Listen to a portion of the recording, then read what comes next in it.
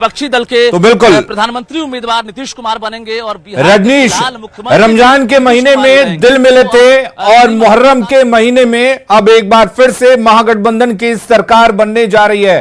अब तक क्या कुछ हुआ है, सीधे इसको जानने के लिए रुख करते हैं विभा का जो न्यूज रूम में हमारे साथ मौजूद है। बिल्कुल अलीम, तो देखिए अब लोगों के मन में सवाल ये कि अब क्या होगा।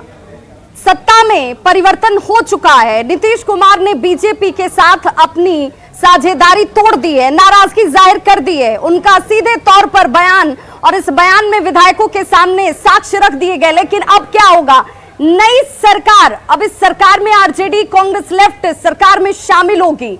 ये अब हालात हैं। हम शाम तक अपना स्टैंड क्लियर करेगा क्योंकि बैठक अब शाम 4 बजे हम की होने वाली है। राज्यपाल नीतीश को समय दे चुके हैं शाम के 4 बजे का, जब नीतीश कुमार राजभवन मार्च करेंगे। 2 बजे ये मार्च शुरू होने वाली है। सीएम नीतीश कुमार राज्यपाल से मुलाकात करते हुए शाम 4 बजे नजर आएंगे। नई सरकार का दावा नीतीश कुमार की तरफ से पेश किया जाएगा।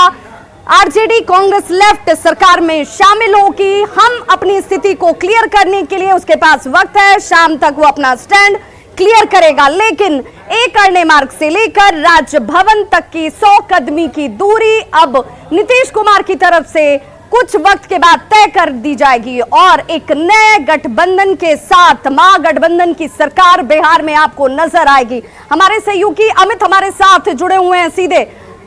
अमित, जिस तरीके से गठबंधन टूटना माना जा रहा था, लेकिन गठबंधन टूट गया और इस टूट के पीछे की वजह को सिर्फ सामने रखने का इंतजार किया जा रहा था। तो ये मानकर चलें कि जब लंच खत्म हो जाएगा आरजेडी का, जब नीतीश कुमार की तरफ से विधायकों के सामने जो कहा गया वो जनता के सामने भी कहा जाएगा और दोहराया जाएगा कि तोड़ने के पीछे वजह बीजेपी ने दी, इसीलिए राहें अलग हो गईं।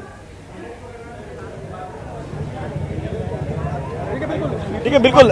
चूंकि बीजेपी से अलग होना जो है, एनडीए से अलग होना नीतीश कुमार के लिए आसान नहीं था और जो वजह रही उस वजह को उन्हें गिनानी पड़ेगी, क्योंकि जनता ये पूछेगी कि आखिर आपने ये गठबंधन क्यों तोड़ा, बार बार आप पलटी क्यों मारते हैं। तो इसको लेकर के नीतीश कुमार ने तमाम तरह की जो तैयारी है वो जनता को कैसे संबोधित करना है, कि जनता को का विश्वास फिर से कैसे हासिल करना है, जितना है बनाए रखना है, इसको लेकर के वो तमाम रणनीति वो बना चुके हैं। दूसरी जो बड़ी बात हम बता रहे हैं दर्शकों को कि जब यहाँ पे महागठबंधन की बैठक चल रही थी तो उस समय भी जो तेजस्वी यादव हैं, जगदानंद सिंह हैं, वो सबसे अधिक उनका हमला जो रहा वो केंद्र सरकार पे रहा, बीजेपी पे ही रहा है। बीजेपी की जो नीतियां रही है, देश को लेकर के गलत नीतियां रही, राज्य को लेकर के गलत नीतियां रही, उसको उन्होंने अपने संबोधन में उन बातों का उल्लेख किया और यही वजह रही कि जब तेजस्वी यादव संबोधित कर रहे थे तो उनके तमाम विधायक जो है वो तालियों की गड़गड़ाहट उनकी सुनाई दे रही थी। वो तमाम बातें जो है हम दर्शकों को बता भी रहे हैं, एक्सक्लूसिव बता रहे हैं कि तेजस्वी ने सीधे तौर पे कहा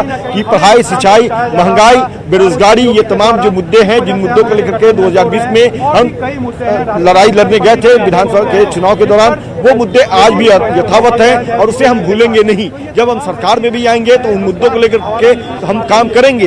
बेरोजगारों को रोजगार देना हमारी पहली प्राथमिकता होगी, क्योंकि हमने युवाओं से वादा किया है कि हम आपको रोजगार देंगे, तो जाहिर सी बात है कि उन मुद्दों पर हम काम करेंगे। बच्चों को बेहतर पढ़ाई ये देना, ये तर्क देना, ये कन्विंस करना, जनता के बीच ये मैसेज पहुंचाना इस वक्त बहुत जरूरी है, जिसकी तैयारी नीतीश कुमार ने कर रखी होगी। उन्हें पता था कि जब वो गठबंधन से अलग होंगे तो ये उन्हें बताना होगा लोगों को कि किन आधार पर आप इनसे अलग हो गए। जब आपने दावा किया था कि भ्रष्टाचार को लेकर जीरो टॉलरेंस की नीति वो रखते हैं, जब लालू प्रसाद को लेकर के उन्होंने सरकार से अलग होना स्वीकार किया था, तो अब तब से लेकर अब तक में क्या बदला और किन शर्तों के साथ वो अब सरकार में एक बार फिर से नई सरकार के रूप में मुख्यमंत्री के तौर पर नजर आएंगे।